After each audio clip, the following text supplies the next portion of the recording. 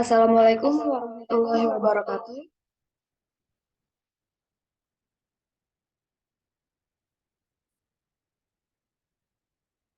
Selamat pagi semuanya. Kami dari kelompok 11 ingin mempresentasikan hasil materi kami yang berjudul Kekerasan dalam Rumah Tangga. Sebelum memasuki materi, saya ingin menyebutkan poin-poin materi yang akan kami bahas, yaitu apa sih yang dimaksud dengan KDRT? Lalu yang kedua, ada tidak sih peraturan atau kebijakan untuk KDRT? Yang ketiga, apa saja sih bentuk kekerasan dalam KDRT?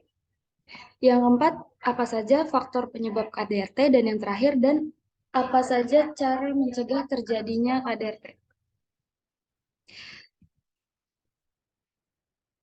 Sebelum memasuki materi, izinkan saya untuk memperkenalkan anggota kelompok kami. Yang pertama ada saya sendiri, Adisti Rahmadani, selaku moderator. Yang kedua ada Abi Talha. Yang ketiga ada Aditya Yoga. Keempat Nanang Widiatmoko. Dan yang terakhir ada Syifa Salsabil. Materi pertama akan dibacakan oleh teman saya, Abi Talha. Apa sih yang dimaksud dengan kekerasan dalam rumah tangga? KDRT atau domestic violence merupakan kekerasan berbasis gender yang terjadi di ranah personal. Kekerasan ini banyak terjadi dalam hubungan relasi personal, yang dimana pelaku adalah orang yang dikenal baik dan dekat oleh korban.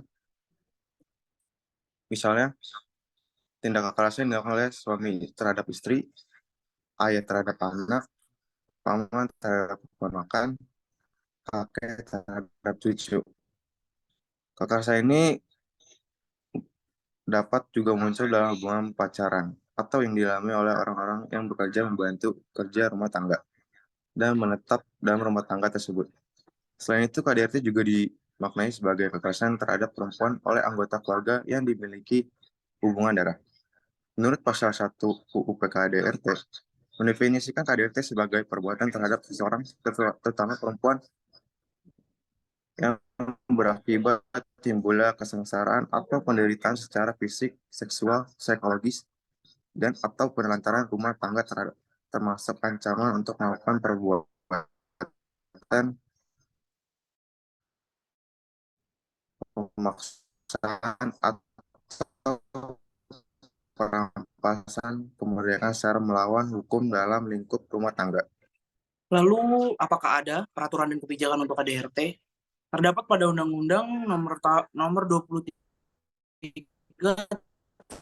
tahun 2004 tentang penghapusan kekerasan dalam rumah tangga atau UU PKD, merupakan jaminan yang diberikan oleh negara untuk mencegah terjadinya kekerasan dalam rumah tangga.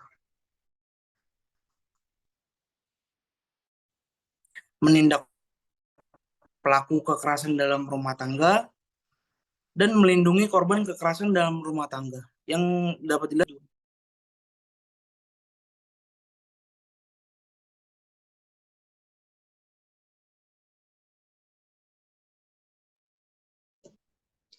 Selanjutnya, apa sih tujuan dibentuknya UU PKDRT? Tujuan dari adanya UU PK itu yang kedua dapat korban kekerasan dalam rumah tangga, yang dapat menindak pelaku kekerasan dalam rumah tangga, dan yang keempat dapat memelihara keutuhan rumah tangga yang harmonis dan sejahtera.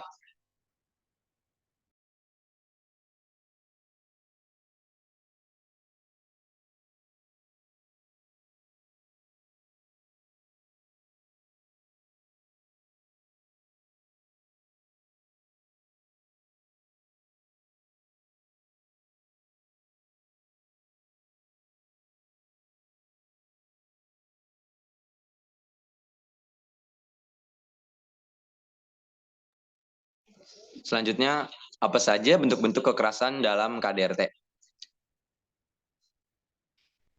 Komite Konvensi Penghapusan Segala Bentuk Diskriminasi Terhadap Perempuan menjelaskan bahwa kekerasan berbasis gender yang dimaksud adalah berbagai bentuk kekerasan, baik kekerasan fisik, psikis, dan seksual yang terjadi yang berakar pada perbedaan berbasis gender dan jenis kelamin yang sangat kuat di dalam masyarakat.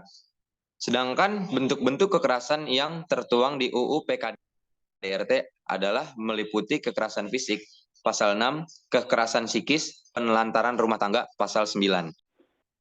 Selanjutnya, apa saja sih faktor penyebab KDRT? Yang pertama, ada cemburu. Kekerasan dalam rumah tangga juga bisa diakibatkan oleh rasa iri atau cemburu.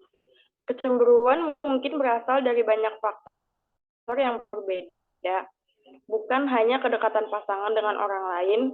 Contohnya, kecemburuan terhadap situasi keuangan seseorang, pekerjaan yang sukses, pendidikan seseorang, keluarga seseorang, dan banyak yang lainnya. Lalu yang kedua, ada kekuasaan yang tidak adil. Karena aspek budaya dan standar di masyarakat tentang otoritas suami sebagai kepala rumah tangga, anggapan bahwa suami lebih berkuasa daripada wanita sering terjadi.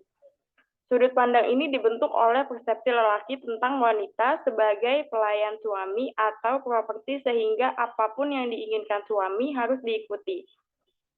Yang ketiga, ada kesalahan dalam menyelesaikan masalah. Gagasan bahwa menggunakan kekerasan untuk menyelesaikan masalah dalam suatu hubungan adalah gambaran klasik tentang bagaimana kekuasaan sangat berpengaruh pada kasus KDRT. Pelaku kekerasan dalam rumah tangga percaya bahwa menggunakan kekerasan adalah satu-satunya cara untuk mempertahankan pasangannya, meskipun faktanya ini tidak benar. Lalu selanjutnya ada kecanduan. Sangat mungkin bahwa orang-orang yang bertindak kasar terhadap pasangan mereka melakukannya saat berada di bawah pengaruh obat-obatan dan alkohol.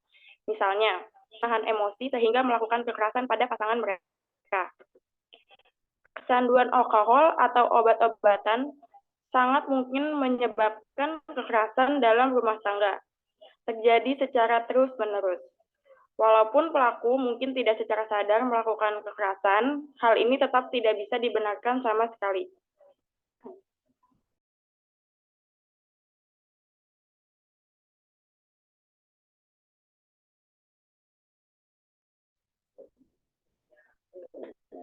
Lalu selanjutnya ada gangguan mental. Tidak diragukan lagi bahwa penyakit mental dapat menjadi penyebab kekerasan dalam rumah tangga.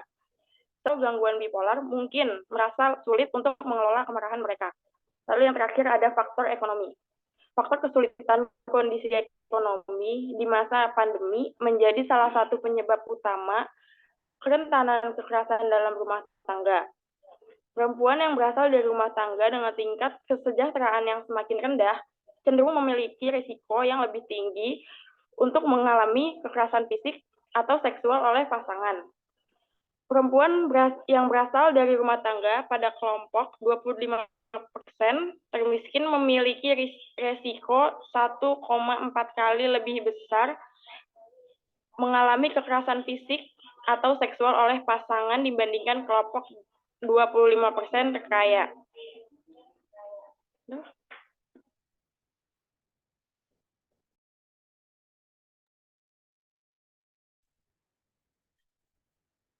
Apakah teman-teman di sini udah ada yang pernah terkena KDRT? Nah, sepertinya sih belum ya, karena mostly kan teman-teman di sini belum ada yang rumah tangga. Jadi di sini saya akan menjelaskan cara apa sih yang bisa dilakukan untuk menjaga terjadinya KDRT. Yang pertama, kalian bisa menjalin komunikasi dengan baik. Komunikasi itu adalah salah satu kunci utama bertahan setiap hubungan. Komunikasi yang baik akan membuat hubungan menjadi terjalin dengan baik juga. Karena dengan komunikasi, maka kita bisa menyelesaikan segala permasalahan yang menimpa dengan baik-baik tanpa adanya kekerasan dalam bentuk apapun. Lalu selanjutnya kita bisa untuk saling percaya. Kepercayaan harus ada pada setiap pasangan, menjaga kepercayaan yang sudah diberikan oleh pasangan. Saling percaya dan menjaga kepercayaan akan membuat hubungan selalu berjalan dengan baik dan selalu melihat pasangan dengan baik sehingga tidak ada niat untuk melakukan kekerasan.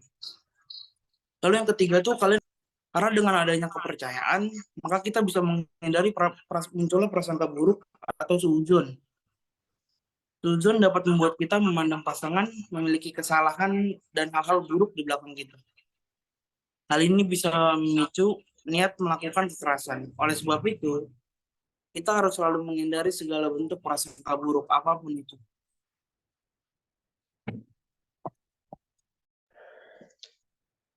Yang keempat, saling berlapang dada. Tidak ada orang yang sempurna. Begitupun juga pasangan kita, pasti memiliki kekurangan masing-masing. Wajar juga jika pasangan kita melakukan kesalahan. Hal yang seperti inilah yang harus kita maklumi dengan menerima dengan lapang dada. Dan jika masing-masing bisa berlapang dada atas kekurangan maupun kesalahan yang dilakukan oleh pasangan kita masing-masing, maka tidak akan ada masalah yang sampai menimbulkan kekerasan. Dan yang kelima, jauhi perselingkuhan. Perselingkuhan ini menjadi salah satu penyebab yang paling sering menimbulkan KDRT. Karena selingkuh bisa membuat kita tidak menghargai pasangan sendiri, sehingga tidak segan untuk melakukan kekerasan.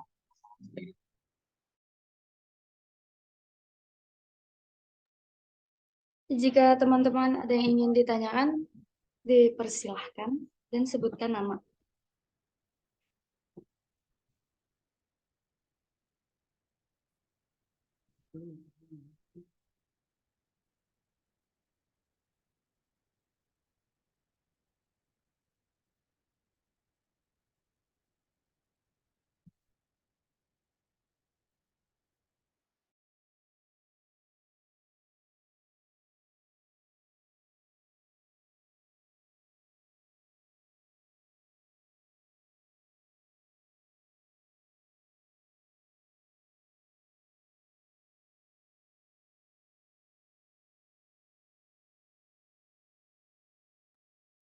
Izin bertanya dong.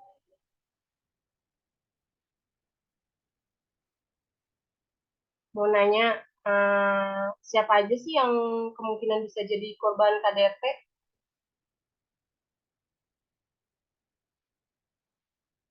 Jelas nggak Kak pertanyaannya? Baik, jelas, Kak. Terima kasih sudah bertanya. Kita tampung dulu ya pertanyaannya. Oke.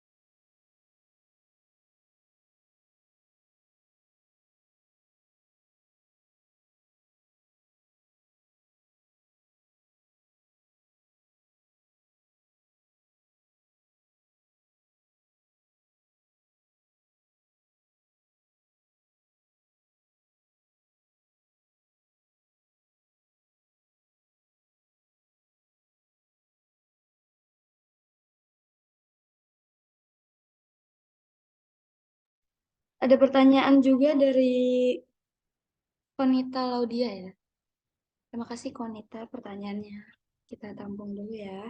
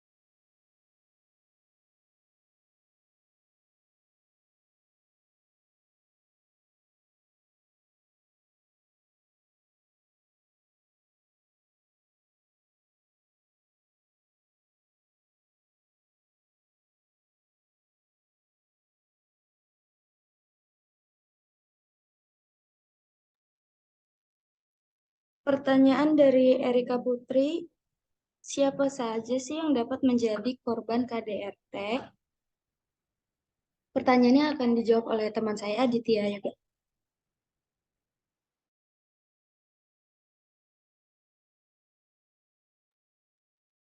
Oke, baik, saya Aditya Yoga akan menjawab pertanyaan dari Rita. Siapa saja yang dapat menjadi korban KDRT?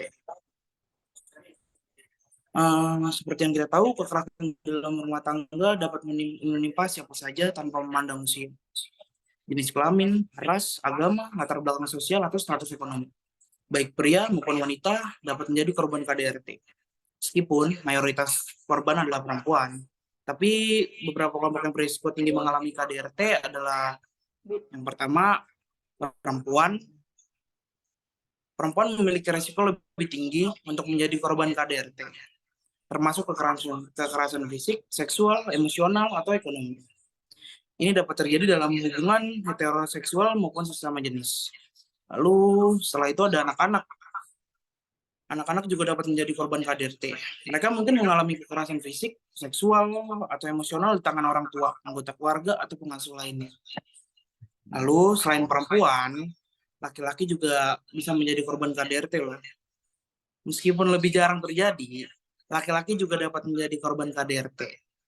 Mereka dapat mengalami kekerasan fisik, emosional, atau seksual, atau heteroseksual atau sama jenis bahkan. Lalu yang terakhir ada pasangan dalam hubungan sama jenis. Pasangan yang terlibat dalam hubungan sama jenis juga dapat mengalami KDRT, termasuk kekerasan fisik, seksual, dan emosional. Oke, apakah sudah cukup jelas, Erika? Sudah, terima kasih.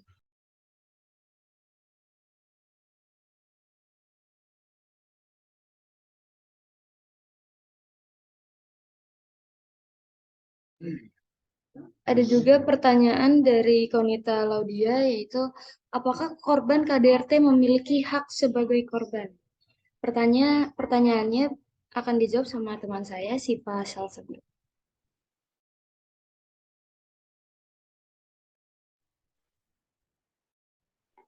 Ya, jadi apakah korban KDRT memiliki hak sebagai korban KDRT?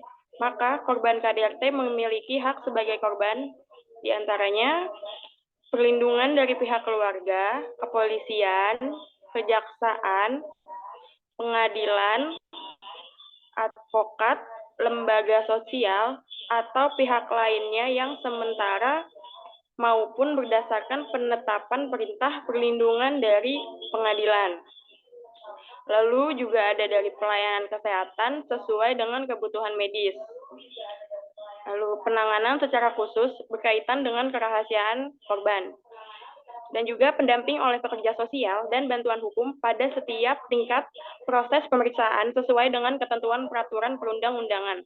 Dan juga yang terakhir ada pelayanan bimbingan rohani. Bagaimana kalau Nita, apakah sudah jelas?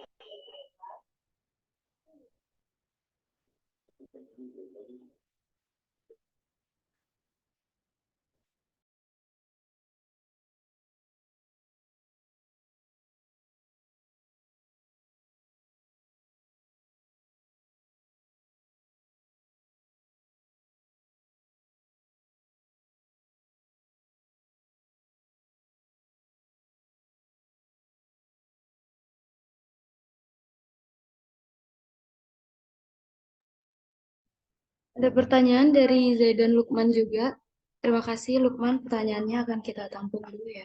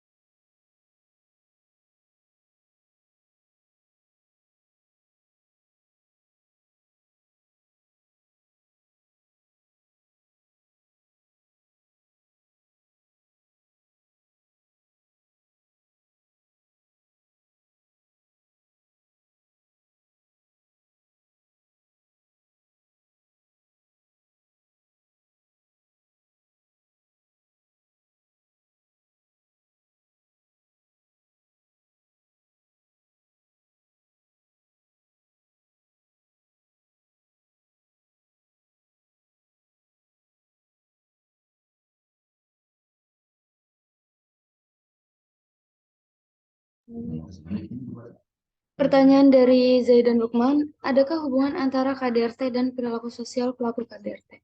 Pertanyaannya akan dijawab oleh rekan saya, Nana.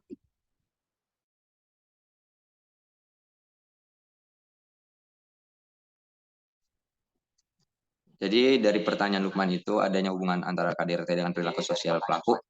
Itu ada KDRT dan perilaku sosial. KDRT memiliki keterkaitan yang kompleks. Perilaku sosial pelaku KDRT dapat mempengaruhi terjadinya KDRT dan memperburuk dampaknya. Beberapa hubungan antara KDRT dan perilaku sosial pelaku KDRT antara lain, yang pertama itu ada kontrol dan dominasi, yang kedua isolasi sosial, yang ketiga manipulasi, dan yang keempat ada stigma sosial. Perilaku sosial pelaku KDRT memainkan peran penting dalam mempertahankan siklus kekerasan dan menghambat upaya korban untuk keluar dari situasi tersebut.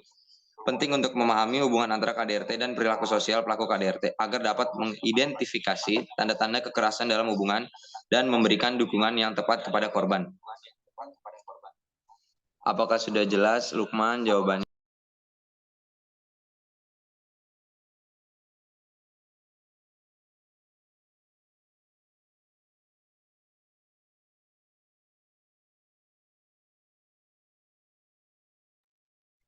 Ya, kesimpulan dari materi kita kali ini adalah KDRT merupakan kekerasan berbasis gender yang terjadi di ranah personal. Kekerasan ini banyak terjadi dalam hubungan relasi personal di mana pelaku adalah orang yang dikenal baik dan dekat oleh korban. Misalnya tindak kekerasan yang dilakukan suami terhadap istri, ayah terhadap anak, paman terhadap keponakan, kakek terhadap cucu. Adapun Undang-Undang Nomor 23 Tahun 2004 tentang penghapusan kekerasan dalam rumah tangga, undang-undang ini merupakan jaminan yang diberikan oleh negara untuk mencegah terjadinya kekerasan dalam rumah tangga, menindak pelaku kekerasan dalam rumah tangga, dan melindungi korban kekerasan dalam rumah tangga. Dalam KDRT ada beberapa penyebab bisa terjadinya KDRT, yaitu diantara cemburu, kekuasaan yang tidak adil, kesalahan dalam menyelesaikan masalah, kecanduan, gangguan mental, dan faktor ekonomi. Adapun upaya yang dapat dilakukan untuk mencegah terjadinya KDRT dengan cara menjalin komunikasi dengan baik, saling percaya, hindari prasangka buruk, saling berlapang dada, dan menjauhi perselingkuhan. Sekian pemaparan materi yang bisa kami sampaikan, kurang lebihnya mohon maaf. Akhir kata, wassalamualaikum warahmatullahi wabarakatuh.